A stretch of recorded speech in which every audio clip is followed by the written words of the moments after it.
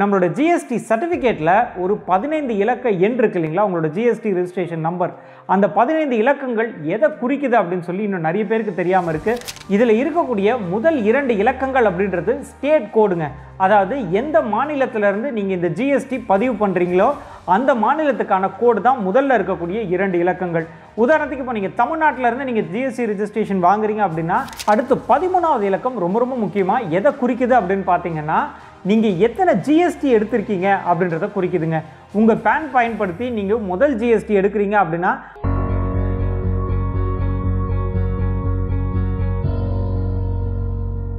ஒரு சாதாரண பன்னுக்கு 0% ஜிஎஸ்டிங்க. அதுலேயே க்ரீம் போட்டு கொடுத்தா 12% ஜிஎஸ்டி. நார்மலாக தேட்டரில் வாங்குகிற பாப்கார்னுக்கு 5% ஜிஎஸ்டி. அதுவே அதை ஒரு பேக் பண்ணி பிராண்டடாக கொடுத்தா 18% ஜிஎஸ்டி.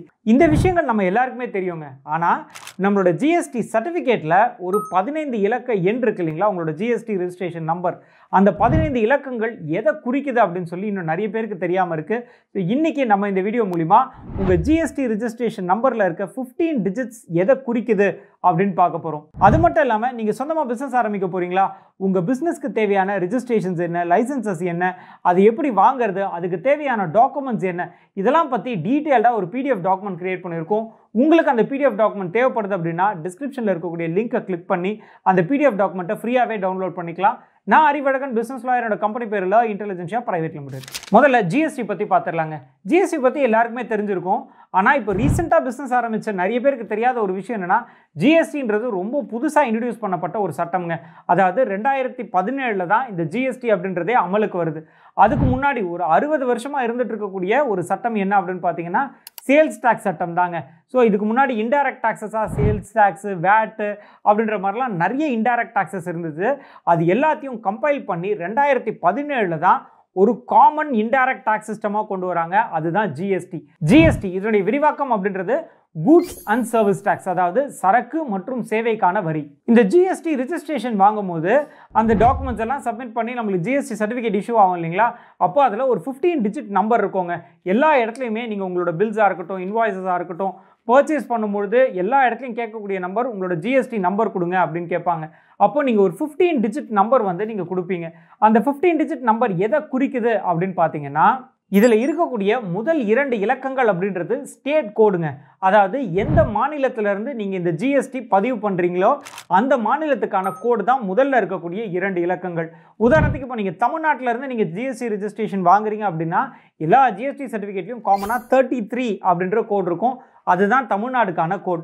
அதுவே நியூ டெல்லியில் ரெஜிஸ்ட்ரேஷனுக்கு அப்ளை பண்ணுறீங்கன்னா 07 அப்படின்றது டெல்லியோடைய கோட் நம்பர். நீங்கள் கர்நாடகாவில் ஜிஎஸ்டி வாங்குறீங்க அப்படின்னா 29 அப்படின்னு இருக்கும். அது கர்நாடகாவுக்கு கொடுத்துருக்கக்கூடிய கோட். இந்த மாதிரி ஒவ்வொரு மாநிலங்களுக்கும் ஒவ்வொரு கோட் இருக்குங்க. ஸோ அந்த கோடு தான் முதல் 2 இலக்கங்கள்.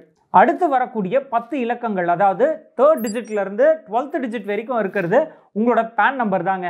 நீங்கள் ஒரு ப்ரொப்ரைட்டர்ஷிப் ஃபர்மாக நீங்கள் ஜிஎஸ்டிக்கு அப்ளை பண்ணுறீங்க அப்படின்னா அந்த ஜிஎஸ்டி நம்பரில் 3rdலேருந்து 12th டிஜிட்குள்ளே இருக்கக்கூடிய 10 டிஜிட்ஸ் அப்படின்றது உங்களுடைய ப்ரொப்ரைட்டருடைய பேன் நம்பராக இருக்குங்க. அதுவே நீங்கள் கம்பெனியாக, அதாவது private limited, public limited, LLB அந்த மாதிரியான கம்பெனியாக நீங்கள் அப்ளை பண்ணுறீங்கன்னா உங்களுடைய கம்பெனியோடைய பேன் நம்பர் தான் அந்த டிஜிட்ஸில் வருங்க. ஸோ 3rd டிஜிட்லேருந்து 12th டிஜிட் வரைக்கும் இருக்கிறது வேற ஒன்றும் கிடையாது, உங்களுடைய பேன் நம்பர். அண்ட் இன்னொரு விஷயங்க, நம்மளோட கண்டென்ட் அத்தனையும் இதுக்கப்புறம் ஸ்பாட்டிஃபைலையும் லிஸ்ட் ஆகிட்டு இருக்கு. ஸ்பாட்டிஃபையோட லிங்க் டிஸ்கிரிப்ஷனில் இருக்குது. இதுக்கப்புறம் ஆன் த கோவில் நீங்கள் நம்ம கண்டென்ட் அத்தனையுமே கேட்டு உங்களோட பிஸ்னஸை அடுத்தடுத்த நிலைக்கு வளர்க்க முடியும். மறக்காமல் ஃபாலோ பண்ணிவிடுங்க. அடுத்து 13வது இலக்கம் ரொம்ப ரொம்ப முக்கியமாக எதை குறிக்குது அப்படின்னு பார்த்தீங்கன்னா, நீங்கள் எத்தனை ஜிஎஸ்டி எடுத்திருக்கீங்க அப்படின்றத குறிக்குதுங்க. உங்கள் பேன் பயன்படுத்தி நீங்கள் முதல் ஜிஎஸ்டி எடுக்கிறீங்க அப்படின்னா அந்த 13வது இலக்கத்தில் 1 அப்படின்னு வருங்க.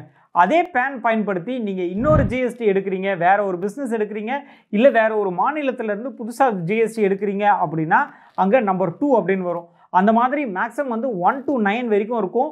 நீங்கள் 9 ஜிஎஸ்டிக்கு மேலே எடுக்கிறீங்க, 10வது ஜிஎஸ்டி எடுக்கும் போது ஏ அப்படின்ற ஆல்ஃபபெட் ஆரம்பிக்கும். ஏலேருந்து திருப்பி இசட் வரைக்கும் போகும். ஒரு நபரால் மேக்ஸிமம் 35 ஜிஎஸ்டி வரைக்கும் எடுக்க முடியுங்க.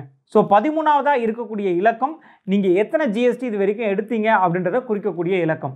அடுத்து 14th டிஜிட் அப்படின்றது பார்த்தீங்கன்னா ஒரு ஃபியூச்சர் யூஸ்க்காக வச்சிருக்காங்க. இப்போதைக்கு அது எதுவும் பெரிய பயன்பாட்டில் இல்லை.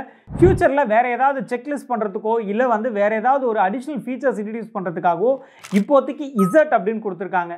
அது ஃபியூச்சரில் வேற ஏதாவது மாற்றங்கள் கொண்டு வந்தால் அந்த இலக்கத்தை பயன்படுத்திப்பாங்க. ஸோ 14th டிஜிட் அப்படின்றது ஒரு ஃபியூச்சர் யூஸ்க்காக இருக்கக்கூடிய இசட் அப்படின்னு குறிக்கக்கூடிய ஒரு இலக்கம். அடுத்து 15th டிஜிட் அப்படின்றது ஒரு செக்கிங் ப்ராசஸ்க்காக ஜிஎஸ்டி சிஸ்டமே ரேண்டமாக அலாட் பண்ணக்கூடிய ஒரு நம்பருங்க. அதாவது உங்களோட ஜிஎஸ்டி நம்பர் அப்படின்றது சரியா இருக்கா இல்லை அதில் ஏதாவது எரர் இருக்கா அப்படின்றத ஐடென்டிஃபை பண்ணுறதுக்காக ஜிஎஸ்டி சிஸ்டம் ஆட்டோமேட்டிக்காக ரேண்டமாக ஒரு நம்பர் அலோகேட் பண்ணும்.